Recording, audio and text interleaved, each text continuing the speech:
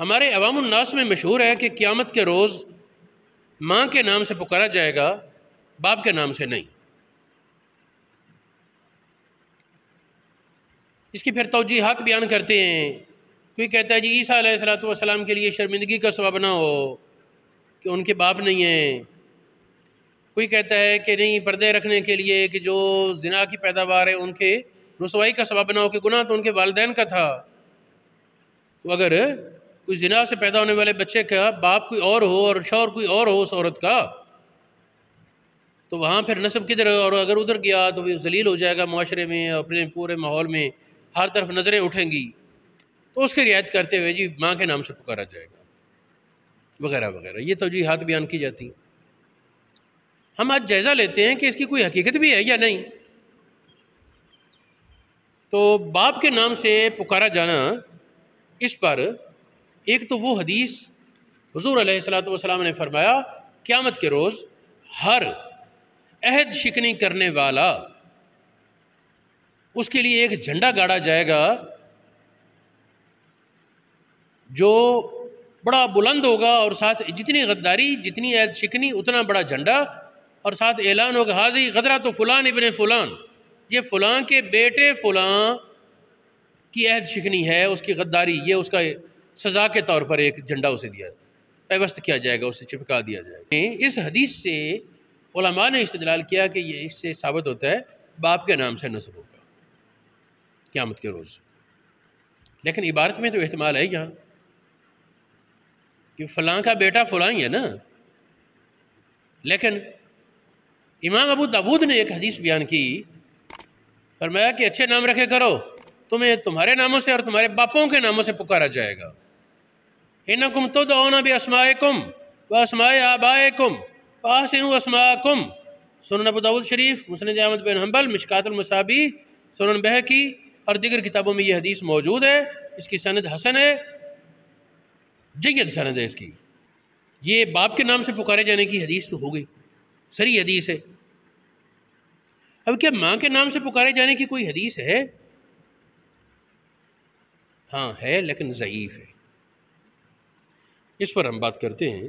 ایک حدیث ہے ان اللہ یدعو الناس یوم القیامت بامہاتہم، اللہ تعالیٰ لوگوں کو قیامت کے روز پکارے گا ان کی ماؤں کے ناموں کے ساتھ، سترا منہ علی عبادہ، بندوں پر پردہ داری کے لیے۔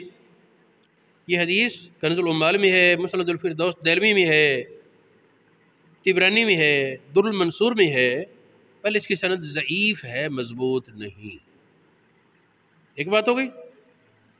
اس کی توجیہ میں پھر پرانے علماء لکھتے، کچھ نے لکھا کہ حسنین کریمین کی شرف کے اظہار کے لیے کہ ان کی ماں کی نسبت سے ان کی عزت اور نسب ظاہر ہو، کچھ نے وہ اولاد زنا کی رسوائی کو بچانے کے لیے، کچھ نے عیسیٰ علیہ السلام کی تعظیم کے لیے کہا۔ یہ مختلف شارحین نے مختلف باتیں لکھی۔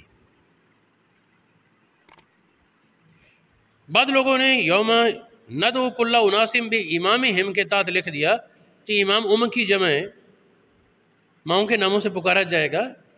تو امام جلال الدین سیوطی کہتے ہیں یہ بالکل غلط ہے، اور اسے صرف کا بھی نہیں پتہ جس نے یہ بات گھڑی ہے کہ صرفی قاعدے سے ام کی جمع امہات آتی ہے، کچھ اور آ سکتی ہے، امام نہیں آتی۔ ایک تذکرۃ الموضوعات میں ہمارے بر صغیر گجرات کے علاقے کے ایک بزرگ تھے محمد طاہر، محقق علماء سے تھے۔ تو انہوں نے یہ لکھا کہ حدیثیں صحیح تو یہی کہتی ہیں باپ کے نام سے پکارا جائے گا، ماں کے نام سے پکارا جانا وہ مضبوط ثابت نہیں۔ آگے کہتے ہیں ہاں ایک حدیث آتی ہے تلقین میت کی حدیث، اس کی سند کو بعض علماء نے مضبوط قرار دیا ہے۔ اس میں فلاں بن فلانہ ماں کے نام سے ہے، فلانی کا بیٹا فلاں۔ اس حدیث کی عبارت میں مفہوم پڑھ دیتا ہوں تاکہ بات پوری سمجھ آئے۔ اس میں ایک مسئلہ بھی ہے۔ حدیث پاک میں حکم فرمایا، اکثر علماء نے اس حدیث کو ضعیف کہا ہے، لیکن اس کے باوجود اس پر عمل کو بہت سارے علماء نے پسند کیا، جائز ہے اس پر عمل، یہ کوئی سنت یا واجب نہیں۔ حضور علیہ الصلوۃ والسلام نے فرمایا جب کوئی فوت ہو جائے تو اس کے عزیزوں میں سے کسی کو چاہیے کہ جب لوگ ہٹائیں تو وہ اس کی قبر کے پاس کھڑا ہو، کوئی عزیز، اور کہ اے فلانی کے بیٹے فلاں، ماں کا نام لے کر کہے فلانی کے بیٹے فلاں۔ فرمایا وہ جواب نہیں دے گا لیکن سنے گا۔ 3 بار یہ کہے، اس کے بعد کہے کہ یاد کر تو دنیا میں عقیدہ توحید پر تھا، اللہ کو ایک مانتا، محمد کریم کو رسول مانتا، اور